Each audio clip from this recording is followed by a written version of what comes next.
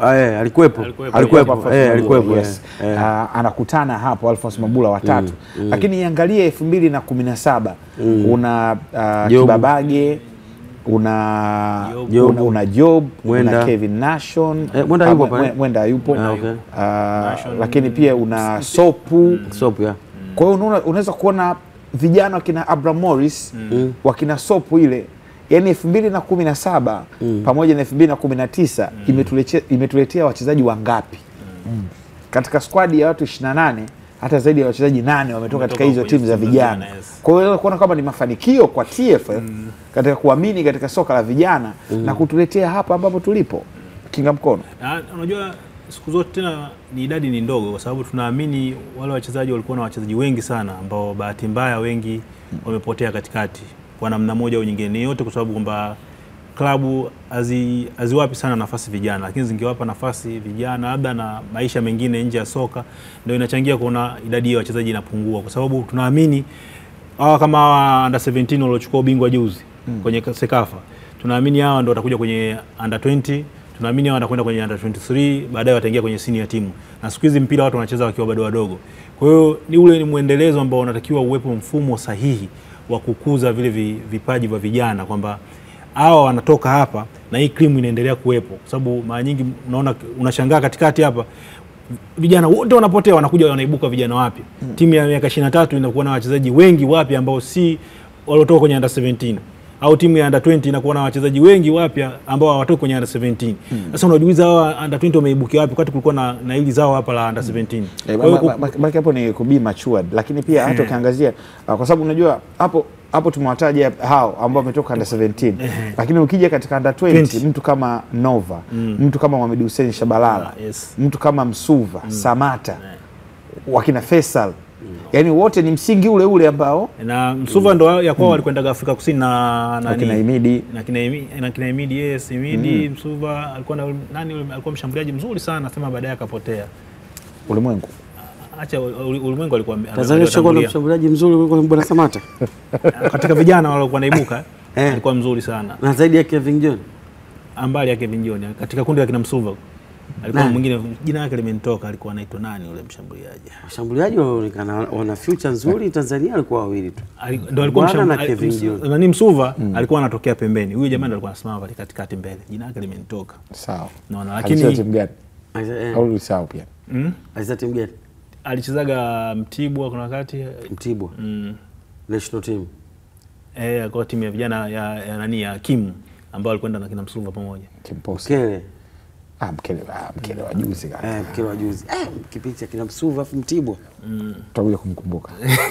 Unaona, kwa hiyo nadhani ni kama taifa kuna wachezaji wengi wanaibuka vijana ambao tunakosa kuwapa muendelezo mzuri, na kwa sababu kwenye klabu zetu nyingi, hizi klabu zetu zinazocheza ligi kuu nyingi hazina timu imara za vijana. Kwa hiyo kwa kukosa timu imara za vijana, wale wachezaji wanakosa muendelezo. Kwa hiyo kama klabu zingekuwa na timu imara za vijana, maana wao kwenye timu za taifa wangekuwa wanatokea kwenye hizi klabu ambao wanacheza kwenye ligi, wanacheza kwenye mashindano, alafu baadaye wanakuja kwenye timu ya taifa. Kwa hiyo unakuwa na muendelezo. Maana unaona wenzetu Hispania, unajua huyu anatokea kwenye klabu gani. Au kungekuwa na academy kama vile za wenzetu ambao wameendelea kama Morocco, sasa hivi wameendelea, wameweka academy kubwa kabisa ambayo inazalisha vijana. Kwa hiyo unakuwa na kundi kubwa ambao unalijua fulani yuko sehemu gani, anafanya nini. Wakati mwingine kuwafuatilia wachezaji wanatamani kuacha mpira, lakini kama wanafuatiliwa vizuri na kutengenezewa mazingira mazuri, tunakuja kuwa na timu bora ambayo inakuwa na wachezaji wengi wenye misingi kuliko hao wa kuokota tu barabarani. Mtu ameibuka siku mbili, bwana huyu anatufaa, tunamchukua tunampeleka kwenye timu, afu mwisho siku tunakuja kulaumiana kama uwezo mdogo. Tuangazie Kinga Mkono pamoja na Rashid hapa kuhusiana na ratiba ya kikosi cha Tanzania Taifa Stars. Michezo mitatu ambayo wanakwenda kucheza katika AFCON. Ni michezo ya kuweza kujiuliza zaidi ya pale ambapo tulipotoka. Kidogo kaangalia katika mwaka 80 tuliambulia alama moja pekee katika mechi dhidi ya Ivory Coast, lakini tulicheza na Nigeria, tukacheza na Misri, tukafungwa zote hizo. Lakini sasa tuna Nigeria, na hii itatukumbusha Lagos mwaka 80 ya kina Tenga, mechi ya kwanza hiyo wakipambana wakina Ngurungu, kila Mtemi Ramadhani. Sawa. Baadaye tutakuwa tunapambana na Uganda The Cranes Korongo, ambayo wamemrudisha Dennis Onyango golini akiwa ameambatana na kikosi cha Uganda Cranes. Lakini baada ya hapo tutapambana na mabingwa wa AFCON mwaka 2004 waite Tunisia Tai wa Carthage. Tutaenda kupambana nao Disemba 30. Mchezo wetu wa kwanza Disemba 23. Tutapumzika siku 4, tutakuja kuchukua dimbani tena. Baada ya hapo tutapumzika siku 3 na kujua hatima yetu kama tutarudi Dar es Salaam katika jiji la Albert Chalamila ama tutafanyaje. Kurudi ni jambo la muda tu. Ila ni kuangalia kupiga wakati katika finali za Ivory Coast tulikopo tuna angalau kidogo tulikusanya alama. Tulipata si 2. Tulipata. Maana safari yetu tutakiwa kupata 2, tutakiwa tuende hatua. Nakumbuka moja zaidi. Nikilifaa kauli ya rais wa TFF alisema imadi kupita kwenye AFCON uwe na alama 3-4. Kwa tufanye hivi. Mechi ya kwanza tunacheza na Nigeria. Sisi wote hapa tunakubali kwamba Nigeria ni bora sana kuliko sisi. Na wametuzidi sio tu kwa wajina. Yaani talent. Wachezaji wao wengi wakubwa wanafanya vizuri. Wewe uko unaangalia moto alikuwa anaupeleka Osimhen jana ule. Galatasaray dhidi ya nani wamepoteza goli 1-0. Sisi nilikuwa naangalia hapa piga hesabu hapa. Tunapiga Uganda. Tunaanza kwanza. Unajua ngoja kwanza tunafungwa. Wewe utaniambia wewe sasa unaanza na nani? Namba 2 pale kuna Mnoga, kuna Shomari, alafu kuna Rusajo. Utaniambia wewe utaanza na nani? Shomari. Namba 3 kuna Zimbwe. Subiri kwanza. Sasa subiri uanze golini. Utaanza golini? Wewe unataka tuanze golini? Tuanze golini basi. Ana wote tuseme. Sawa. Tuanze golini. Hii ni mechi dhidi ya Nigeria. Ukieta Masiala Osimhen anakuwa top scorer. Ndio? Tunakubaliana hivyo? Kabisa. Haya. Golini kuna Foba, Masalanga na Yakubu. Tunaanza na Yakubu. Mimi naanza na Foba. Mimi naanza na Foba. Naanza na Yakubu. Mimi Foba. Kwa nini Yakubu? Yakubu ana uzoefu zaidi kulinganisha na Foba. Yakubu anaonyesha ana uwezo mkubwa wa kucheza hatari nyingi. Zile za moja zile. Yuko vizuri sana. Yakubu changamoto yake tu ni mipira ambayo itarudishwa na yeye kucheza kwa migundo. Hiyo kidogo inakuwa na changamoto kwake. Kwamba jinsi ya kuanzisha mipira akiwa anaporudishiwa, lakini kwenye kulinda goli kama golikipa anatimiza wajibu wake kwa kiwango kikubwa sana. Pamoja Simba imefungwa magoli, lakini yeye ameokoa magoli mengi kuliko idadi ya magoli ambayo Simba imefungwa mpaka sasa hivi. Mimi naomba nichambue kwa Foba. Mimi kwa nini nimeopti na Foba? Foba katika siku za hivi karibuni amekuwa akipewa nafasi kubwa sana chini ya Florai Kwenge Ibenge.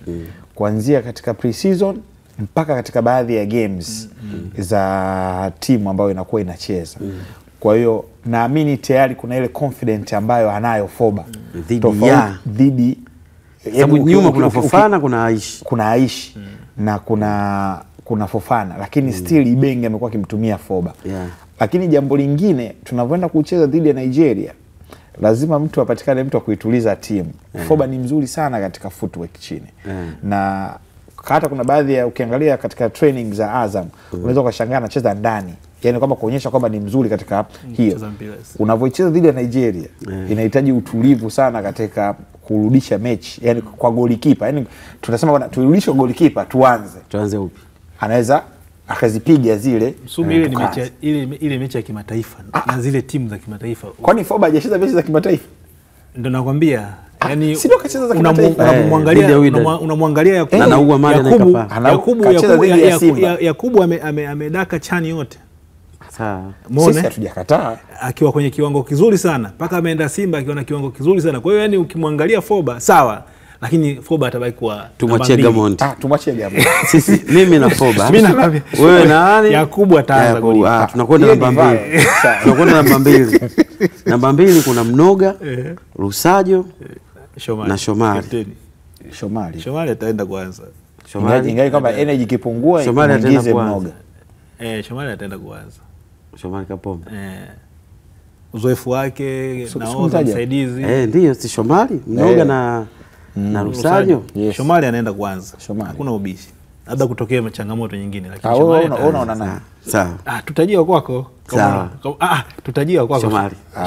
Bora umekimbilia kwenda. Twende haraka. Haya. Upande wa kushoto. Nani Zimbwe? Msindo na Kibabage. Kaka hiyo ni rahisi tu. Msindo. Zimbwe anaanza. Zimbwe. Mimi Msindo. Sawa. Mimi Msindo. Katikati.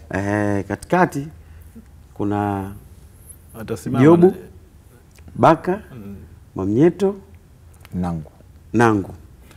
Atasimama Baka na Jobu, hamna ubishi. Baka na Jobu. Baka Nondo. Baka nani? Baka Ibrahim Baka. Ibrahim Baka. Ingaje kama kuna game zingine kama tutahitaji kudefend. Kuna umuhimu kuna baadhi ya coaches nilikuwa naongea nao akasema lazima unahitaji center back ambaye ni mrefu. Jobu hapa hamna namna ya kuweza kumtoa hapa. Sijajua of course hicho nachokisema ni yani kwenye hicho nachokisema. Jobu hapa inabidi akae nje. Kwa unachokisema. Mimi sijasema Jobu akae nje. Sababu wakati mwingine kuna baadhi ya mechi Nova alikuja anacheza katikati unajua. Kuna baadhi ya mechi Nigeria, moja kati ya strengths ya Nigeria. Osman anajua sana kupiga vichwa. Ni cross. Yaani una Osman, una Victor Boniface. Sina kwambia ni moja kati ya strengths ya Nigeria ni crosses. Si ndio? Sasa kama ni crosses, sasa kinachostaajabisha Job huwa anaruka sana kuliko mmoja kati ya hawa wawili. Kati ya Nondo pamoja na Ibrahim Baka. Yaani Job anaruka sana. Wakati mwingine kuruka hawa ni warefu, unatakiwa lakini jinsi unavyo timing. Yaani hawa ni warefu lakini hawana wanasema nini? Ile kujiruku ule mnyumbuliko. Sio mnyumbuliko, yani wepesi wa kuruka juu kwenda. Yani sio wepesi wa kutafsiri mambo kwenda juu. Chezesha 3-5-2 back 3. Hatari. Cheza na back 3 Tanzania dhidi ya Nigeria. Si unacheza na back 3. Yaani unaweka Bakari Nondo, unamweka Jobu, unamweka Baka. Tunamfukuza yule Gamondi. Alafu kule pembeni pale baada ya mechi tunamfukuza. Kwani Tanzania je kucheza nani Yakopa anacheza mlizi wakati kwa anashuka nani Novatus Dismas. Novatus anaweza kucheza pale katikati vile vile. Walikuwa wanakuja kucheza back 3 tumewahi kucheza. Hata mechi ya Kuwait Tanzania kuna wakati alicheza pale chini. Kweli Rashid. Unaweka pale back 3 kwamba wakirudi mimi katika mfumo ambao kiukweli naupenda. Yaani 3-5-2, yaani ukipata timu inacheza vizuri 3-5-2. Kaka ni hatari kaka. Watu wanapiga wanarudi. Sasa wataka watu wenye vifua pembeni, watu wa pembeni wawe na vifua. Sasa kwani hawana vifua? Sisi ni 4-4-2 tu ndio napendeza zaidi. Rashid, tutaendelea na upangaji wako wa kikosi.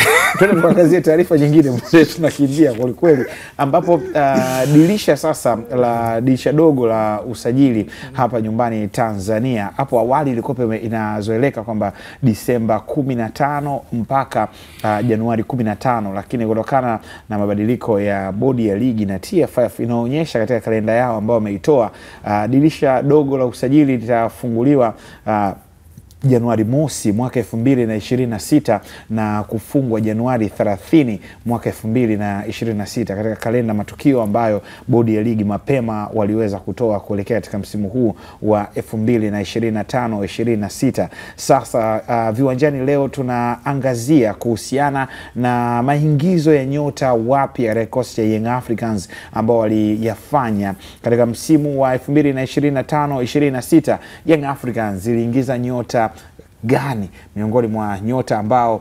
wamewaingiza katika dirisha kubwa la usajili la 2025-26 ni pamoja na Frank Asinki akitokea Singida Black Stars, Mohamed Hussein Zibo Shabalala kutokea Simba, Abubakar Niza Othmani kutokea Zanzibar, Abdul Nasir Mohamed kutokea Zanzibar, Musa Balakonte kutokea Sfaxien, Lasin Koma kutokea Mali, Mohamed Dumbia ni miongoni mwa nyota ambao wameingia katika kikosi hiki hapa, Andy Bobo Buyel, Celestine Ekua, Ofen Chikola pamoja na Edmund John. Hawa ni nyota ambao wamesajiliwa katika dirisha kubwa la usajili 11 katika kikosi cha Young Africans. Je, kwa jinsi ambao wachezaji hawa viwango vyao ambavyo wamevionyesha, Yanga wanapaswa kurudi tena sokoni Rashid kwa dirisha dogo la usajili? Yes. Wanapaswa kurudi sokoni Young Africans. Eneo la ushambuliaji bado linaonekana lina shida kubwa. Wanahitaji mshambuliaji ambaye yuko very sharp. Majeraha ambayo anakutana nayo Clement Mzize yamekuwa ni mwiba mkali sana. Henry Boyer nafikiri bado hajakuwa na nyakati nzuri sana. Japo kuna moment ambazo zinakuwa akifanya zinakuwa zinaleta matumaini kwamba huyo anaweza kutusaidia siku za usoni. Prince Dube hakuna namna nyingine, lazima utamtumia, lakini ni miongoni mwa washambuliaji ambao wanahitaji mtu ambaye atakuwa yuko sharp kuliko yeye. Kwenye eneo la midfield ambao ameingia Kouma, ameingia Conte, ameingia Abdul Nasir, Abdul Nasir ameingia hapo, Dumbia ameingia hapo, takriban watu 4 hao. Nafikiri ile eneo bado linaathirika na kivuli cha Khalid Aucho na ambavyo alikuwa anacheza. Dumbia ameanza kupata nafasi, labda ni kutokana na uwezo wake mzuri wa kuwa na uwezo wa kudribble na kukimbia. Na mimi mwenyewe binafsi nakubali uwezo wake, lakini anahitaji zaidi muda wa kuweza kuswitch kutoka kwenye dakika chache kwenda kwenye dakika 90 ili aweze kuisaidia timu. Kouma ni kama bado hatujamshuhudia kwenye ubora ambao tulikuwa tunamsikia kabla ya kujiunga na Young Africans. The same tu kwa Bala Conte. Bala Conte tuliamini kwamba angeweza kufit kwenye lile gap, lakini bado kwangu mimi ukiniambia kati ya Bala Conte na nani ule sio Abuya kwa yupi? Yupo nafanisha. Alitoka Mbeya nani? Andambwile. Bado mimi naamini Andambwile anaweza kukupa kitu kizuri zaidi. Mimi namuona kama Bala Conte anacheza juu kuliko hapa chini, shimo la chini. Sasa kacheza lini? Uko juu sasa ni kutaka kumpeleka. Umeona mechi ya AS FAR Rabat? Aliingia za dakika chache. Dakika chache alizoingia. Hakuwa anacheza chini. Alikuwa anacheza juu. Yaani ni mzuri wa kufanya pressing juu. Yaani kwa sababu akicheza chini, kwa sababu Bala Conte katika mechi ambayo ameanza Yanga, yani zile alikuwa anaanza, alikuwa analiacha ile shimo la chini. La CDM hapa chini hapa alikuwa analiacha lile. Yaani kwa yeye anaenda juu. Alivyoingia Azizi, alivyorudishwa Azizi akapo anakaa pale chini, anaifanyia hivi defend hivi. Basi Bala Conte hajasajiliwa kwa sababu ya matumizi hayo. Kama ameamua kuwapa option ya pili. Kwa mimi ninavyomuona, analikimbia eneo lile. Basi Young Africans walimtazama kama ni mtu ambaye anaweza kukaa hapo chini.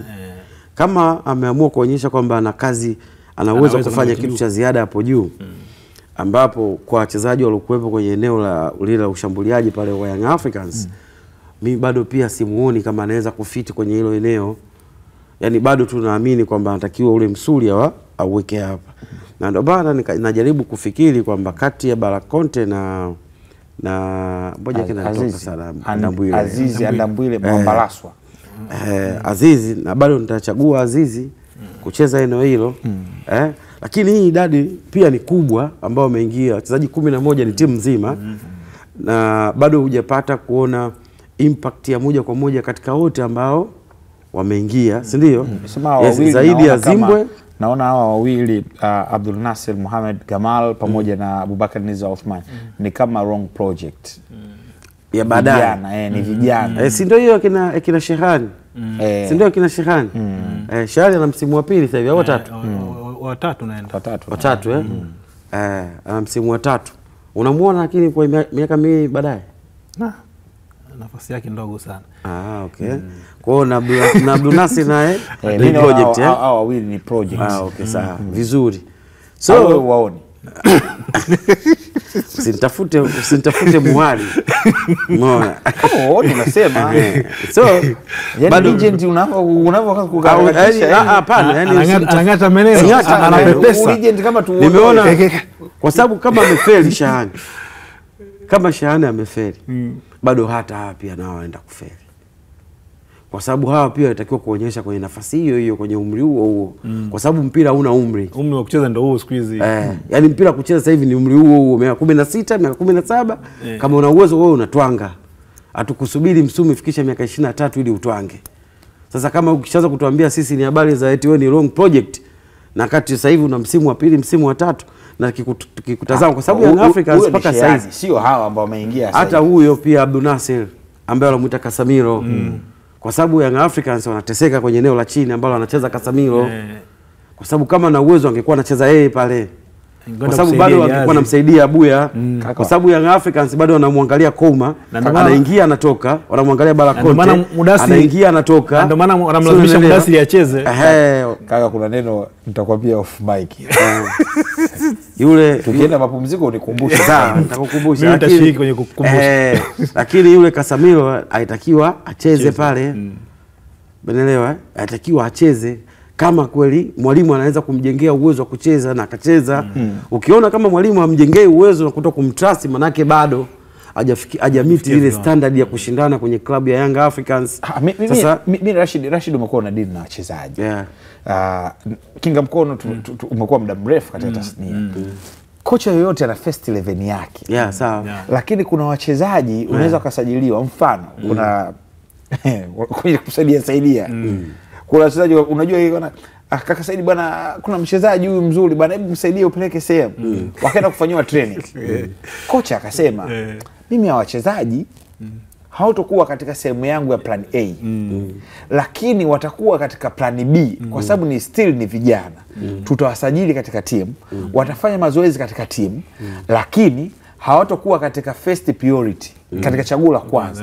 Ila ikitokea kuna mapungufu, kuna majeruhi, nao si sehemu ya wachezaji ambao wamesajiliwa katika timu, watatumika.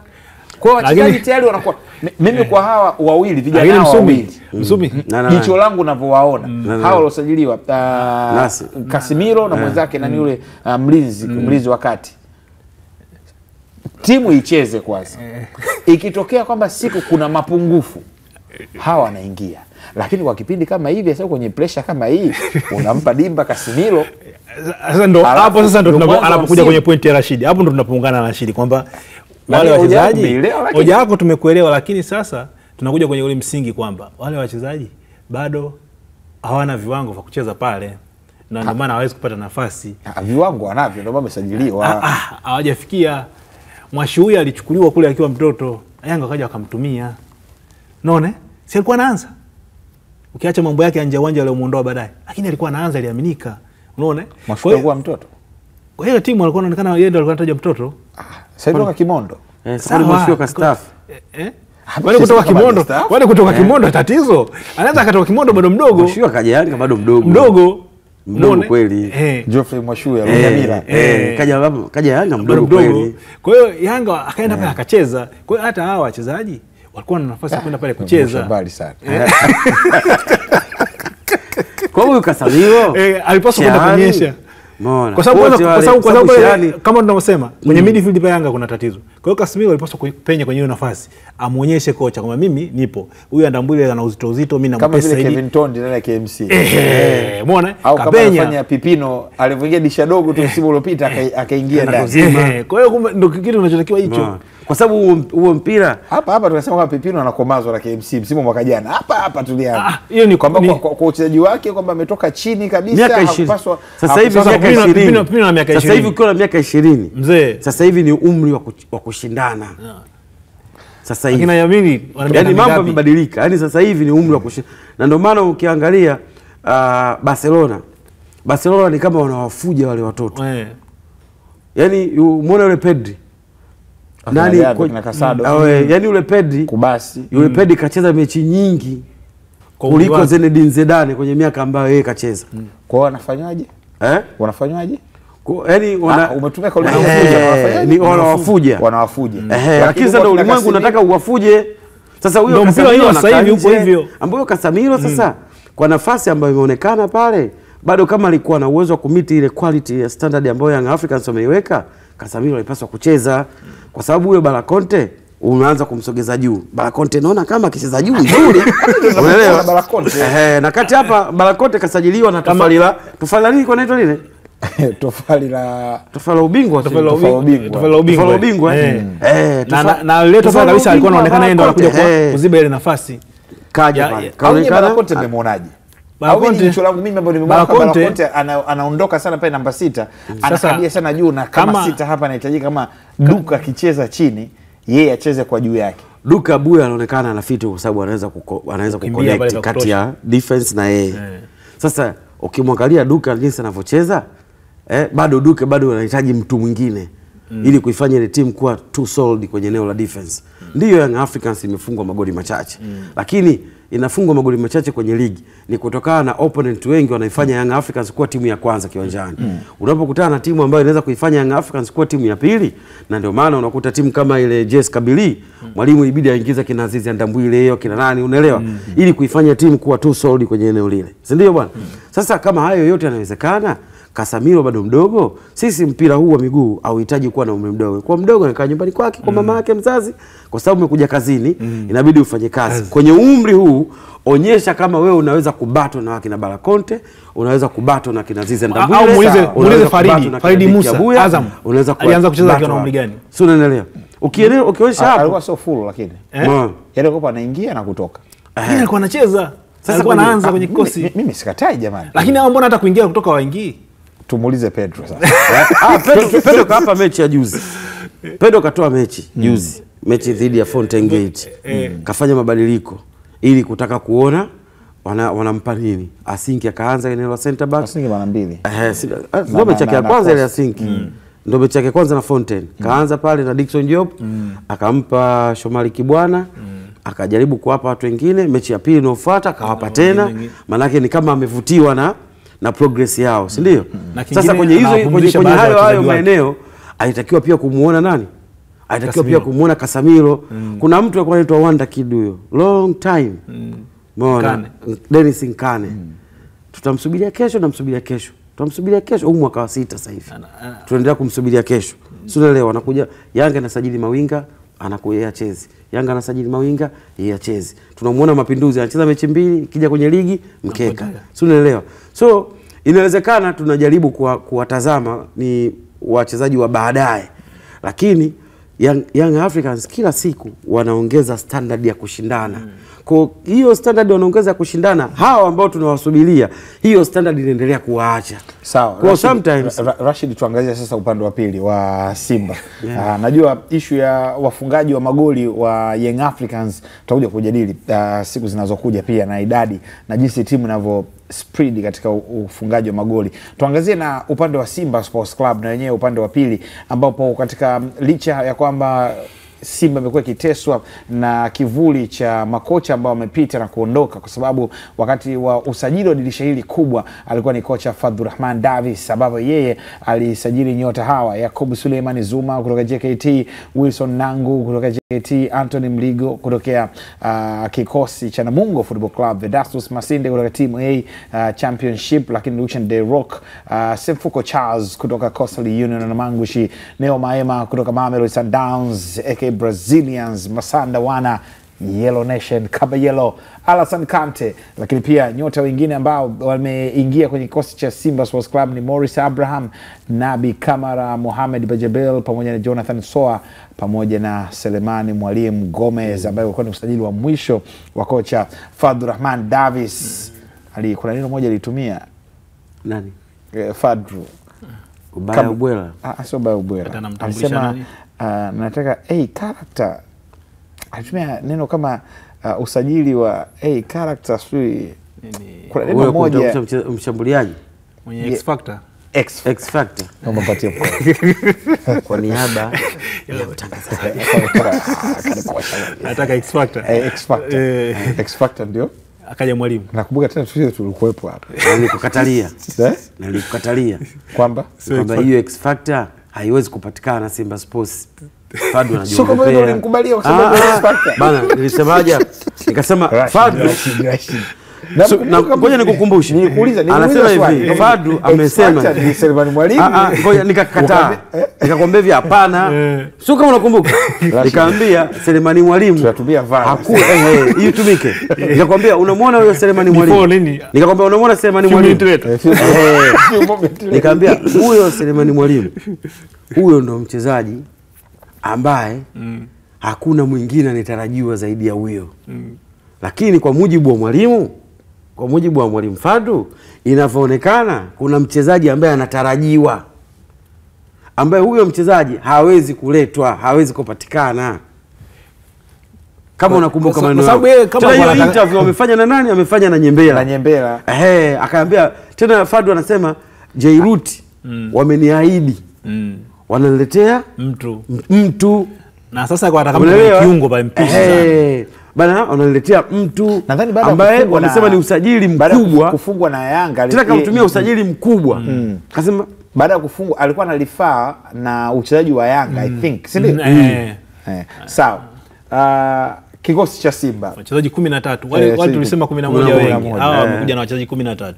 Sasa hawa wameleta kundi la watu Kinga Mkono na hiyo ndio changamoto ambayo Simba wako nayo, kwa sababu wamekusanya wachezaji wengi, kwa hiyo bado wanatengeneza timu. Unajua unaweza kuwa na wachezaji wengi wazuri, unakuwa unaweza wachezaji wengi wazuri lakini ukawa huna timu nzuri, kwa sababu kuitengeneza timu natakiwa watu watengeneze combination nyingi sana uwanjani, watu wajuane mikimbio, aina ya tabia zao ndani na nje ya uwanja, urafiki wao, vyote vinatengeneza timu. Mkikaa pamoja kwa muda mrefu mnatengeneza ule kujuana kwa kila kitu kwa wachezaji. Unajua nikiona mpira huu tabia yake fulani anakuwa iko sehemu fulani, ndio kitu ambacho Yanga kinawasaidia. Kinga Mkono wana Simba wanaweza kuwa wanaelewa hiyo kauli, kwa sababu inawezekana ilikuwa ni rahisi sana kwa mwaka jana kuambia kwamba tunatengeneza timu, alafu tena mwaka huu tena wasije kwamba tunatengeneza timu atakupiga. Yaani unajua wakati mwingine ukweli lazima ubaki kuwa ukweli. Kwa sababu kutengeneza timu sio jambo la siku moja au la msimu mmoja. Huyu anayetengeneza timu kwa msimu mmoja ni muongo, anakuwa anabahatisha tu. Timu inatengenezwa kwa msimu miwili hadi mitatu hadi mitano, wakati mwingine timu watu wanatengeneza. Watu wanasubiri tu. Yes, cha msingi timu inajitahidi isipoteze sana. Umeona? Kwenye kutengeneza timu ndio huku unapoonekana unaposajili kila msimu. Kwenye msimu uliopita unajua. Sawa, yani Simba mimi ninavyoelewa. Yaani mimi ninavyoelewa. Kinga Mkono kwa experience yangu. Yaani mimi ninavyoelewa. Yaani ukitaka kujenga timu, hujengi timu na group la watu. Ujengi timu na group la watu, ila unajenga timu kutokana na mapungufu na quality. Si unanielewa? Nitakutolea mfano. Si mfano hiyo utakuwa ni uko mbali sana kwa sababu utakuwa uko Ulaya. Utaje? Tutaulinganisha na Jurgen Klopp wakati anapewa timu aliwaambia anaomba miaka mingapi? Miaka mitatu. Yes. Ambayo ni misimu mingapi hiyo? Misimu mitatu. Akasema nipeni misimu mitatu. Huu msimu wa tatu naomba niulizwe kuhusiana na nini ambacho nitakuwa nimefanya kwenye klabu ya Liverpool. Si ndio bwana? Yule bwana alichokifanya, alitafuta defender bora. Si ndio? Alikuta wakina Sako akatafuta defender bora, akatafuta kiungo bora, akatafuta washambuliaji wazuri. Si unaelewa? Hawa watu watatu, na akasema Van Dijk, Roberto Firmino, na pick ya Jordan Henderson. Rudisha kuna golikipa Alisson Becker. Acha kabla Alisson Becker. Kwenye maelezo yake Klopp hakumzungumza sana Alisson Becker.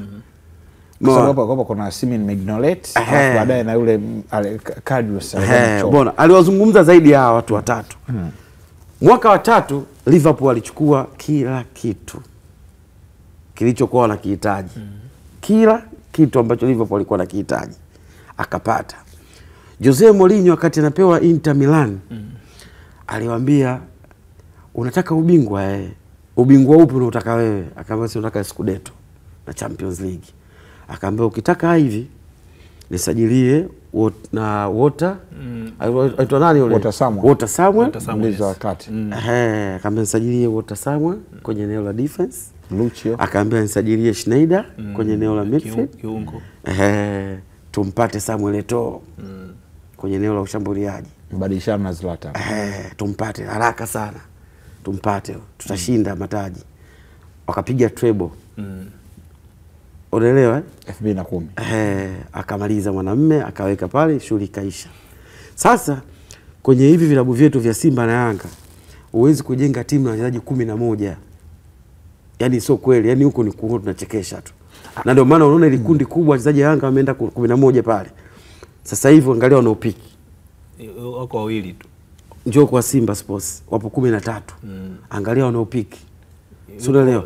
Maana yake ni nini? Wanaopiki ni wengi lakini. Pamoja lakini sio kwenye hiyo quality ambayo Simba wanataka kuongeza baa. Yupo, Morris Abraham yupo, Anthony Mligo na uzima. Unaifanyia team assessment. Msimu uliopita Simba Sports ilikuwa na mapungufu gani? Bwana Fadu alikubali kwamba ili Simba iwe bingwa inatakiwa imfunge Yanga. Yanga walikuwa bora kwenye nini dhidi ya Simba? Ndio. Na Simba wanatakiwa kuboresha nini ili waifunge Yanga ili wawe mabingwa kutokana na Fadu alivyoitathmini Young Africans, ndio?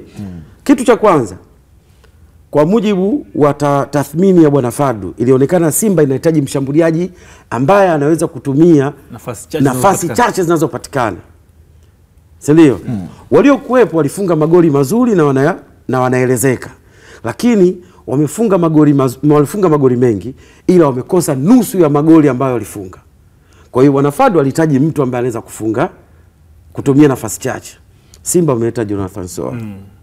Kwa mujibu wa takwimu unamuona Jonathan Soa ni kama anaenda kufiti kwa sababu ya kile alichokifanya kwenye dirisha dogo na kumaliza msimu. Ndio? Unakuja kwenye eneo la midfield ambapo Simba lilionekana lina mapungufu. Eneo ambalo linahitaji kiungo ambaye anaweza kuchezesha. Kwa sababu Simba wana mawinga ambao wanakimbia na wana uwezo mzuri. Je, mtu ambaye anaweza kudistribute mipira kwa uhakika 100% kwamba bana tunapiga pale, tunakwenda pale, tuna score, tunarudi. Simba ilikuwa na mapungufu ya mtu huyo. Simba ilikuwa na mapungufu ya mtu ambaye ana uwezo wa kukaba. Yule central midfielder ambaye ndo alikuwa anamhitaji yeye. Umeona? Alikuwa anamhitaji badala wa Kagoma sasa. Central midfielder. Hakusita kusema hivyo Fadu. Nahitaji central midfielder. Kwamba mtu ambaye yeye akaa pale ana uwezo wa kumpa kile ambacho anakitaka. Kitazama timu ikienda huku yeye anakuwa sehemu ya msaada. Akija hapa anaenda kwa sehemu ya msaada. Ana uwezo kupokonya, anaweza kugawa mali, timu ikaondoka. Watu wangapi hao? Watu watatu. Maana Simba ingekuwa kwenye well balance. Sio? Alafu haya maeneo mengine ambayo nyewe mmetia kama addition ambapo alitoka Noma, alitoka na Zimbwe. Ilikuwa ni lazima kusajili ambapo no problem. Rashid Sabani.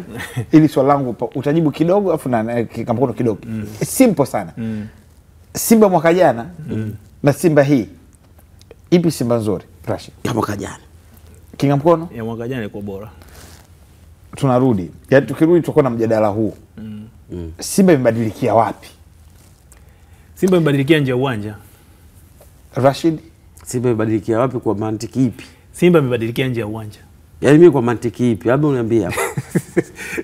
Kama Simba mwaka jana ilikuwa bora, Simba mwaka huu kwa nini nashindwa? Ndio maana sasa Simba imebadilikia nje ya uwanja. Yale ambayo yalikuwa yanahitajika, Simba wamewakosa hao watu.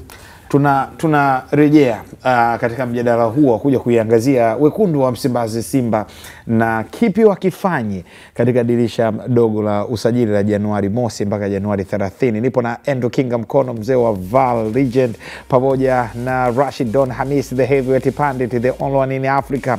The legend is here to talk. Mimi ni Saidi Salim, msomo unaweza kuniita kaka Saidi. Tunakwenda mapumziko kisha tunarejea.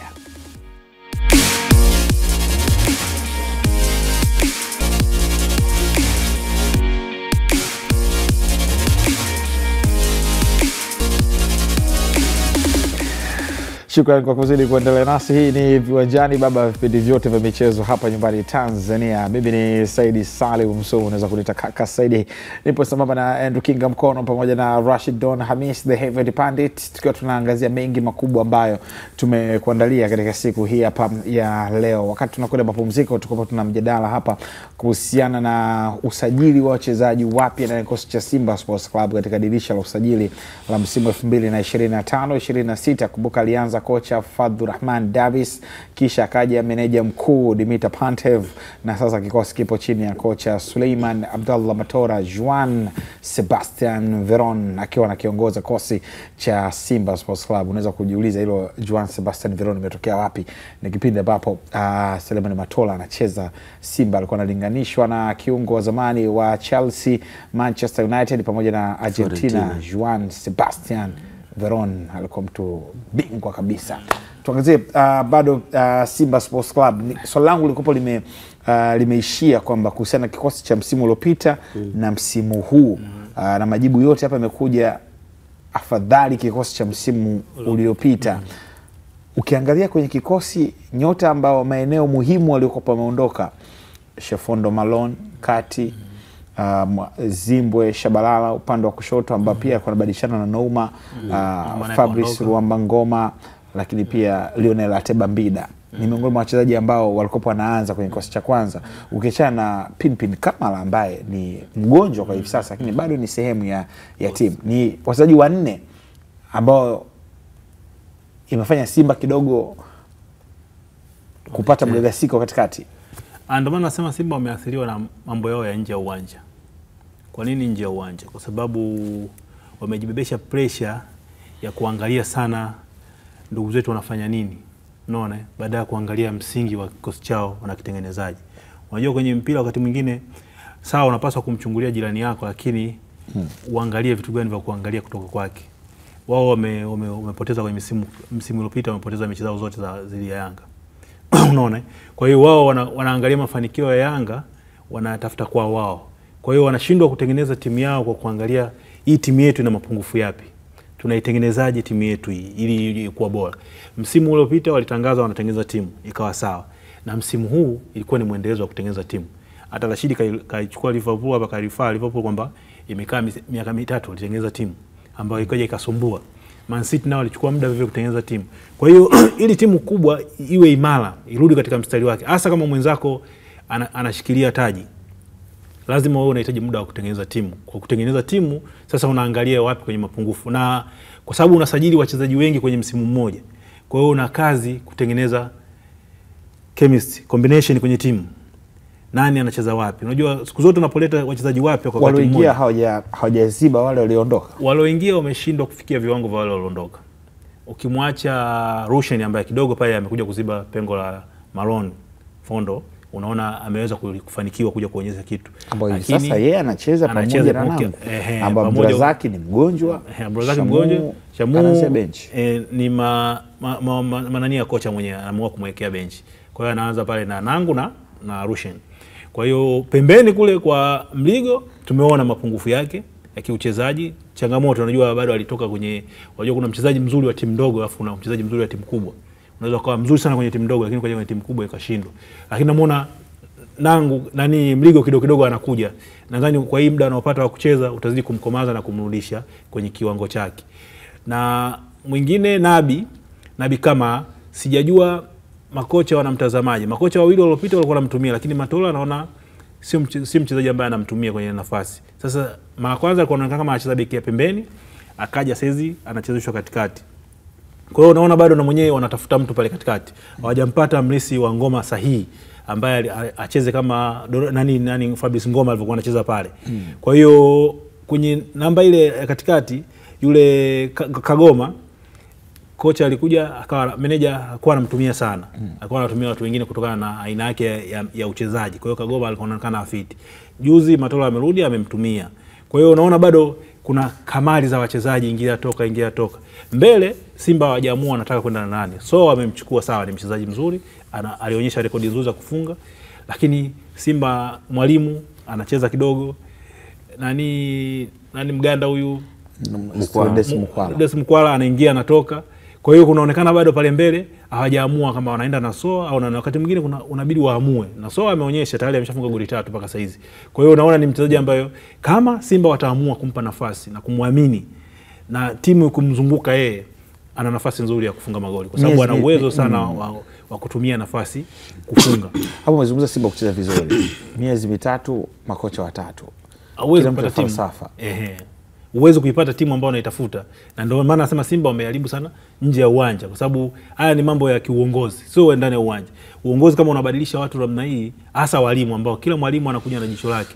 Tunaweza tukambebesha lawama Matola kwa sababu yeye amekaa na walimu wote hao wawili waliopita na walimu waliokuwa nyuma. Kwa hiyo nadhani anajua falsafa ya Simba ni nini. Simba inataka nini? Simba imepoteza ile falsafa yao ambao wao walikuwa wanasifika sana kwa kucheza pasi. Unajua Simba ile Lunyasi ile ilikuwa inamiliki pasi, lakini Simba safari hii miaka hii hivi karibuni kama imepoteza ile falsafa ambayo Yanga kama wameichukua na Yanga wameifanya ya kwao. Wakati Yanga walikuwa wanasifika kwa kucheza mipira ya kukimbia pembeni na kupiga cross na kufunga.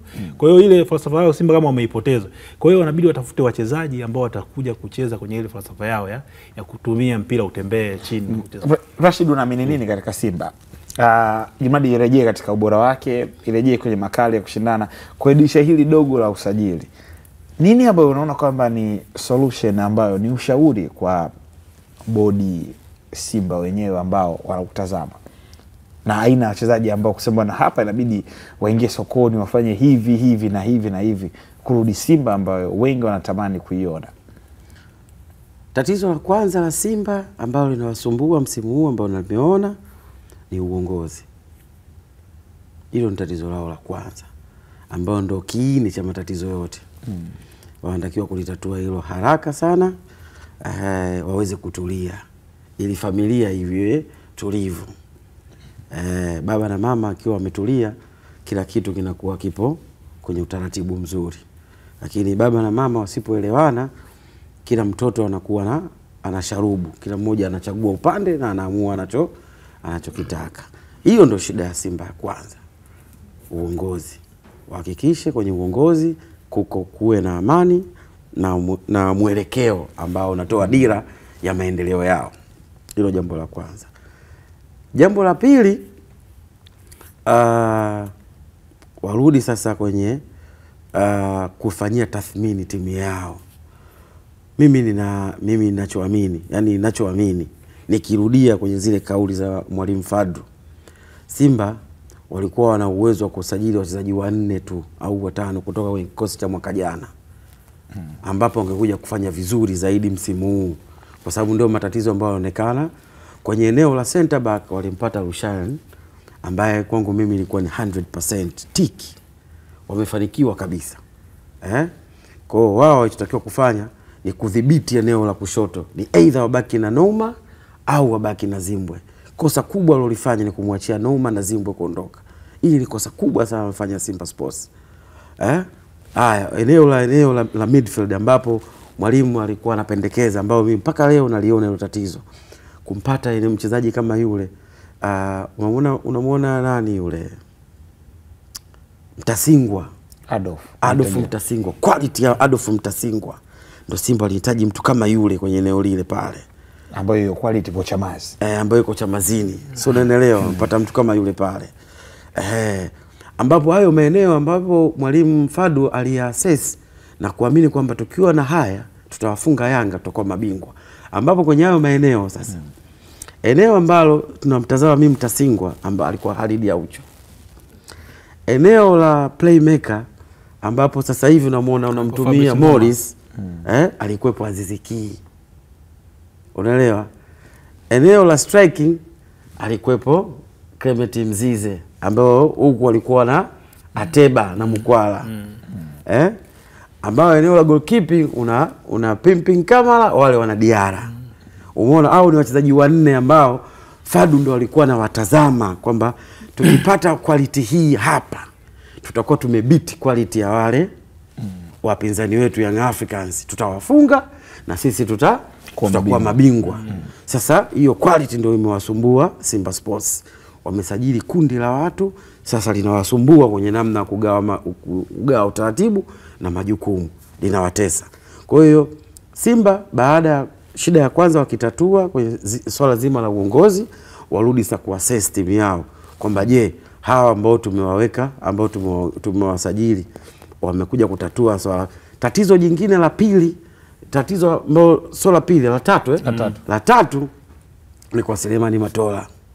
Umeona bana Selemani Matola sisi tunampambania kama mzalendo, kama Mtanzania mwenzetu, na matamanio ya kuamini Selemani Matola anatakiwa kupewa mkataba na iongoze Simba Sports.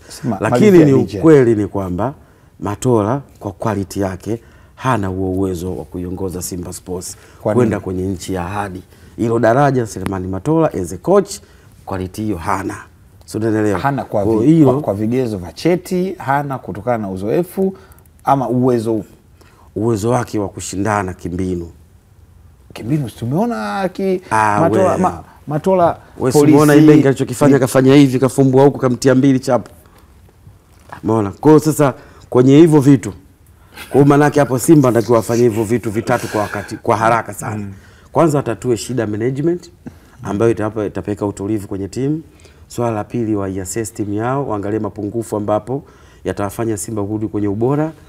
Tatu, waweze kufanya haraka sana kwenye namna kumtafutia mwalimu ambaye atafanana na standard. Sio mwalimu ambaye anakuja kuifunga Simba kupata sare na kuwa mwalimu wa Simba.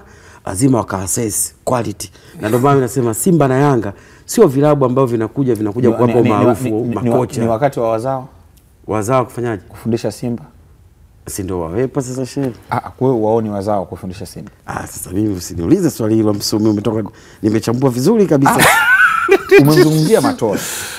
Kwa wazao wengine huwaoni. Moroko. Moroko. Yaani ustaje, wazao wengine hawaoni. Msumi shajua anapoelekea. Wapi? Unataka nikujibie swali ambalo unataka kujibu wewe? Wewe thubutu. Wewe Msumi umetumwa nini? Kwa hiyo huwaoni. Huwaoni. Wazawa. X factor. Wanazo? Mtihani. Rashid kashindwa kujibu swali kama Simba inahitaji makocha wazawa ama sio wazawa. Nimekwambia kumuoni kocha mzawa kuifundisha Simba quality. Hujanijibu, maana yake ni nini? Huoni? Nisaidie Kingamkono. Huyu atafuta KO ya referee. Unaelewa, Kingamkono nisaidie. Huyu atafuta KO ya referee. Wazawa kwa sasa hivi kwa Simba, unajua naishi kwenye ile kauli ya Julio.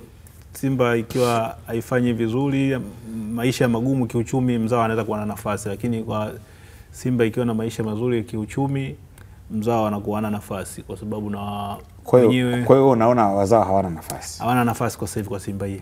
Lakini kwenye national team tuliweza kuwa na wazawa. National team ipo wazawa.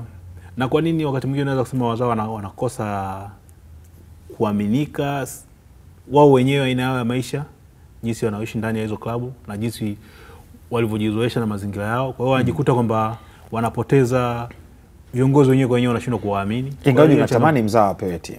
Ingekuwa vizuri kwa sababu kama makocha wetu wanasoma kwenye vigezo vizuri, wanakuwa na sifa zile za kuwa makocha bora. Kwa nini timu zetu zisiwe na makocha? Tunaona timu za klabu mbalimbali zina makocha kutoka ndani. Hizi timu zinataka vision, hazitaki matamanio ya hela. Yaani ukipima, yaani wewe Msumi ukikuangalia, ni kweli Msumi wewe unataka kumiliki gorofa? Au unataka hela ili ujenge gorofa? Sio leo. Kwa hiyo wetu wengi wanataka hela kumiliki gorofa. Sawa, hawajawahi kutaka gorofa. Sawa Rashid. Wanataka hela kujenga gorofa. Uko wapi? Ndio nimetua sasa hivi. Hiyo hawataki gorofa. Ndio nimetua. Sisi tunataka kwanza tengeneza picha ya gorofa. Wewe unapataje? Utalifikiaje ile gorofa? Sasa wewe sasa hapa kwamba bwana mimi nataka nijenge gorofa.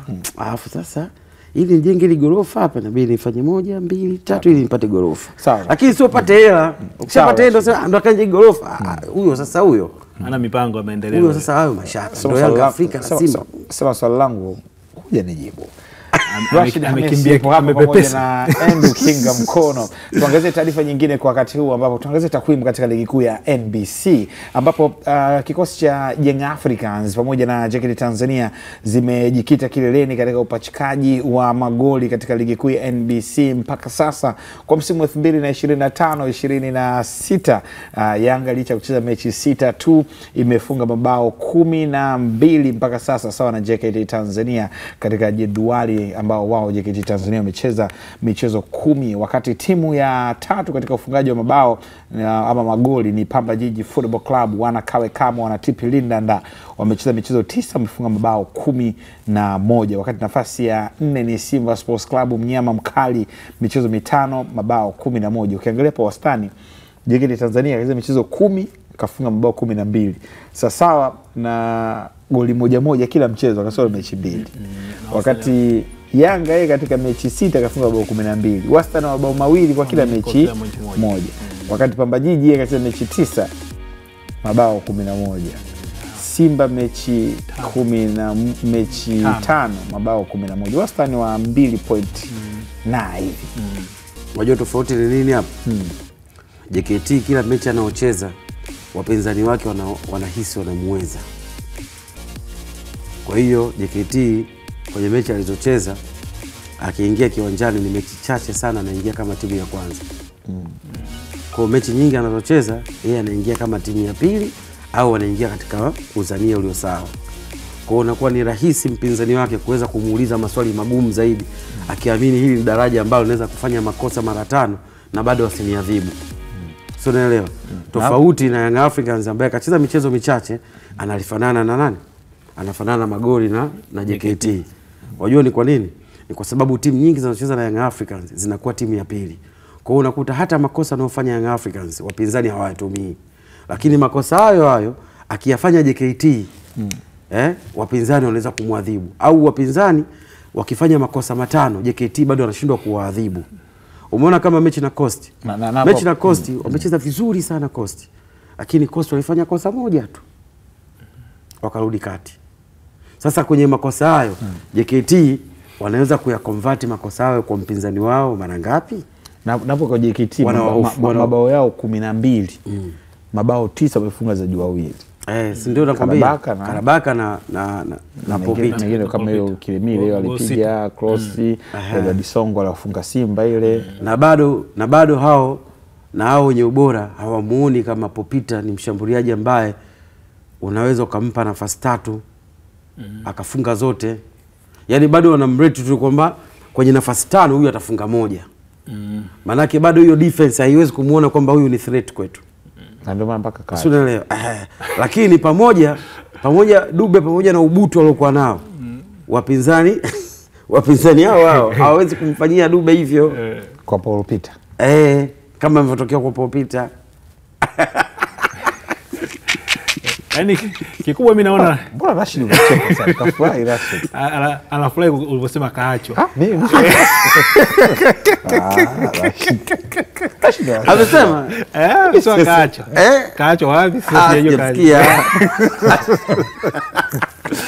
Lakini ndio unajua kwa nini nakwambia wakati mwingine tunazungumza hii matokeo ya namna hii inaonyesha viwango vya timu hizi nyingine zote zinafanana.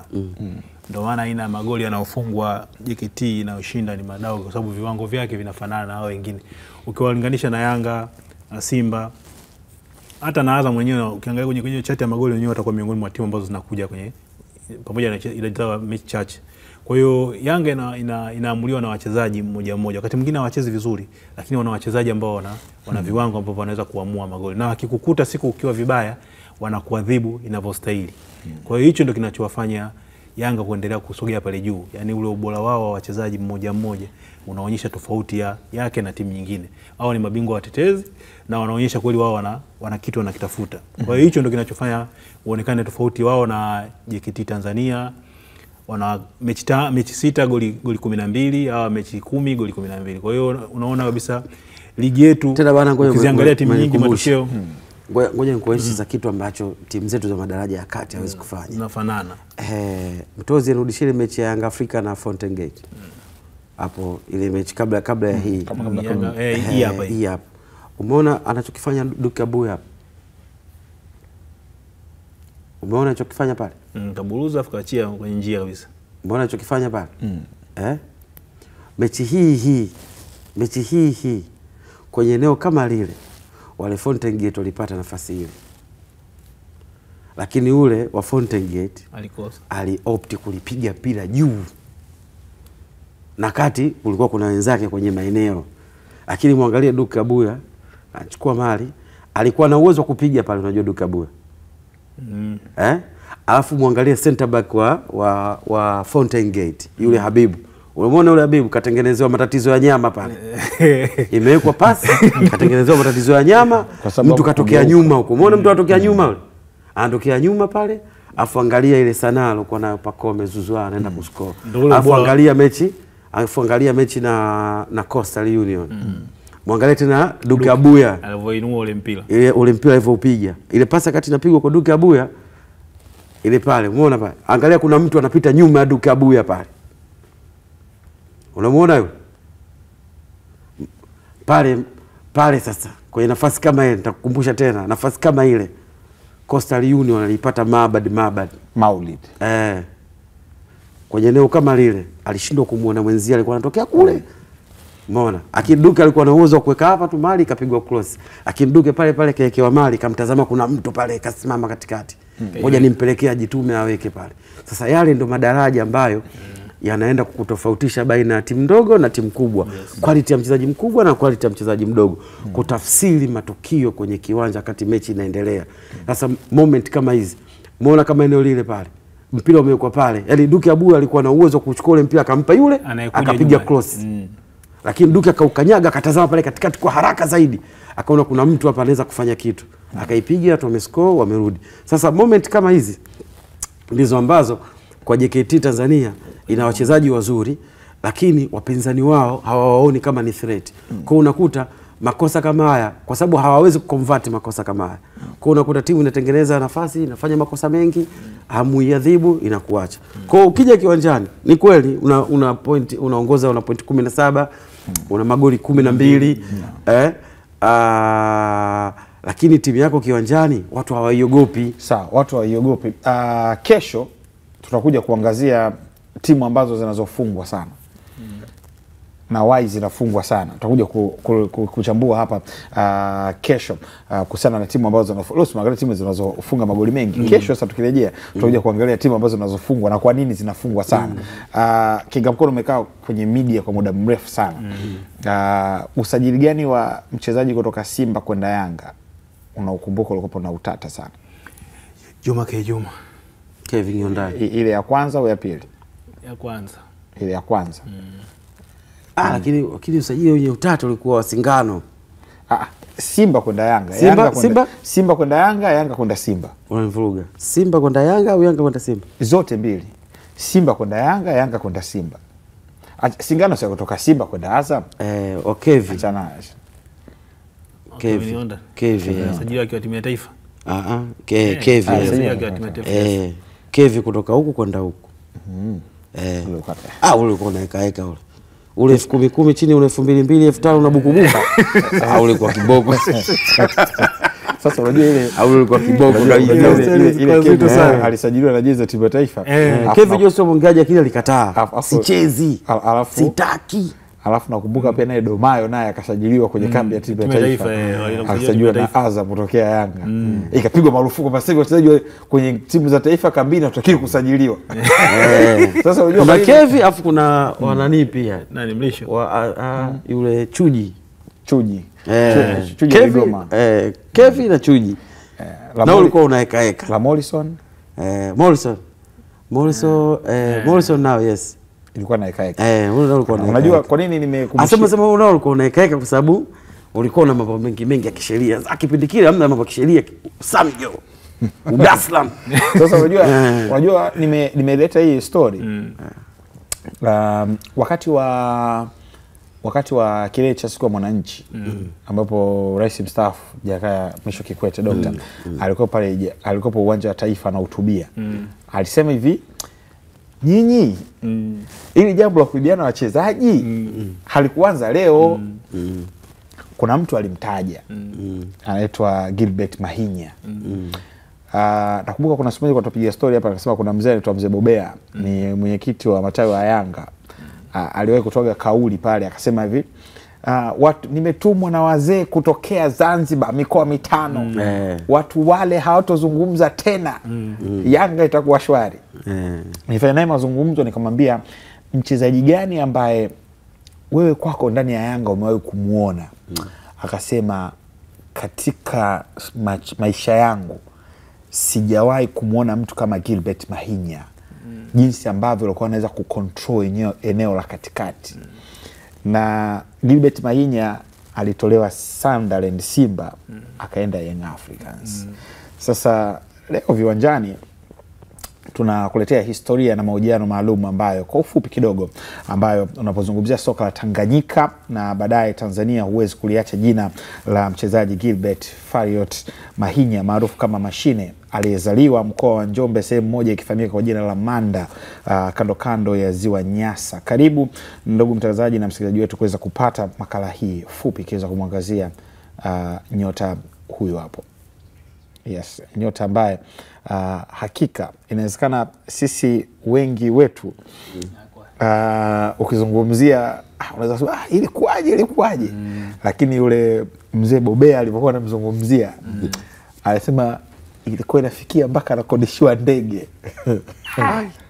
Na alikuwepo katika kikosi cha Young Africans ambacho kilishinda mataji 5 mfululizo. Japo yeye kutoka mwaka 1968 mpaka 72 ingaje katika historia mwaka 70 aliumizwa na nyota anaitwa Heri Mate wa Uganda.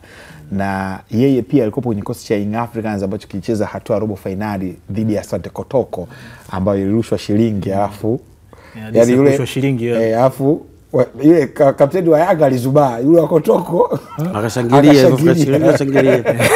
akamaliza shughuli kwa hiyo unaweza kuona ni miongoni mwa jina ambalo likitajwa yani wale wazee wa zamani ambao wanamtaja ile jina kidogo na jina yake linataka kufanana na Nsa Job. Hivi Nsa Job akaitwa Mahinya au Mahenya? Ni Nsa Job Mahinya kama sio sei Nsa Job. Lakini wanasema kwamba yani ule Mzee Bobea alipokuwa anamhadisia mimi nimekaa naye yani unajua ile exclusive interview akamwambia hajawahi kutokea kiungo katika nchi hii kama Gilbert Mahinya. Nikana maneno nikasema akasema alikuwa ni exceptional. Jinsi ambavyo mpira alikuwa anauweka katikati na kufanya kwamba mpira uwe mwepesi kabisa. Uwe mwepesi. Akamwambia imagine kwamba mpaka kwa anasafirishwa ndege, anachukuliwa. Lakini Yanga walifanya umafia wa kumtoa Simba na kumleta Yanga.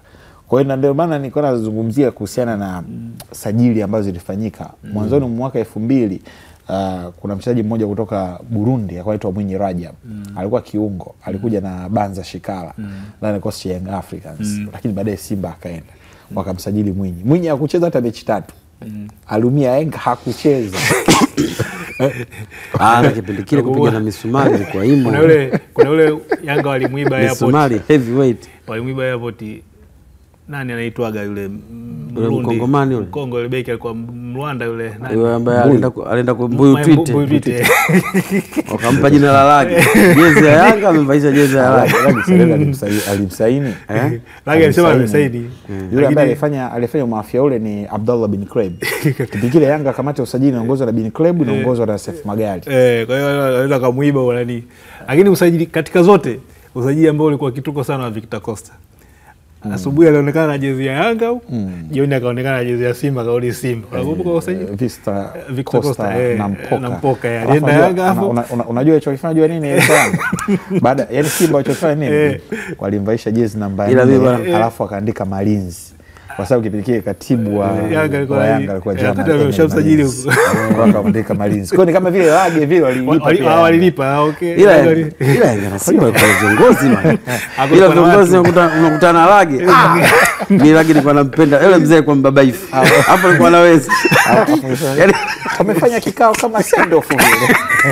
moja kwa jita Silvio Berlusconi. Sawa, hiyo makala tunakuja kuipata kesho ya Gilbert Mahinya. Tunapata huo ndani yake, hususan klabu hizi mbili Simba na Yanga, jinsi ambavyo ushindani wao umekuwa ni mkubwa sana. Tunakwenda mapumziko, tukirejea tukuja kuangazia joto la Afrika. Nipo pamoja na Andrew Kinga Mkono, niko naye pamoja na Rashid Don Hamis the Heavyweight Pandit. Mimi ni Saidi Salim Msomo, unaweza kuniita kaka Saidi.